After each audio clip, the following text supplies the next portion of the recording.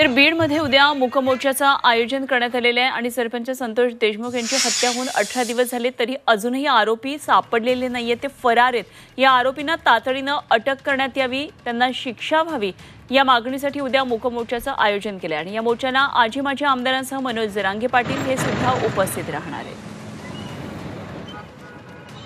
आणि या संदर्भातला आढावा घेतला आमचे प्रतिनिधी विष्णू बुर्गे यांनी।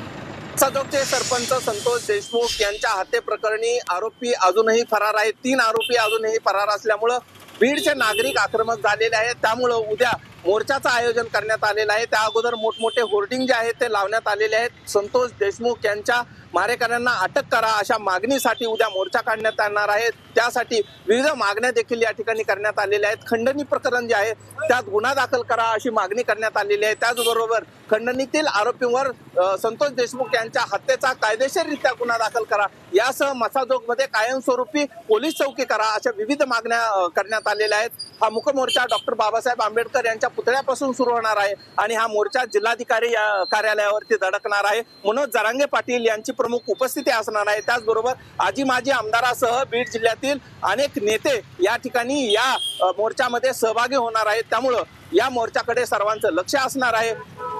जे संतोष देशमुख यांची हत्या झालेली आहे, अजूनही आरोपी फरार असल्यामुळे नाराजीचा सूर बीड जिल्ह्यामध्ये पाहायला मिळत आहे। त्यामुळे या मोर्चाचं आयोजन करण्यात आलेलं आहे। त्यामुळे आरोपीवर अटक करण्यासाठी पोलीस प्रशासन काय कार्यवाही करणार याकडेही सर्वांचं लक्ष असणार आहे। विष्णू बुर्गे, 24 तास, बीड।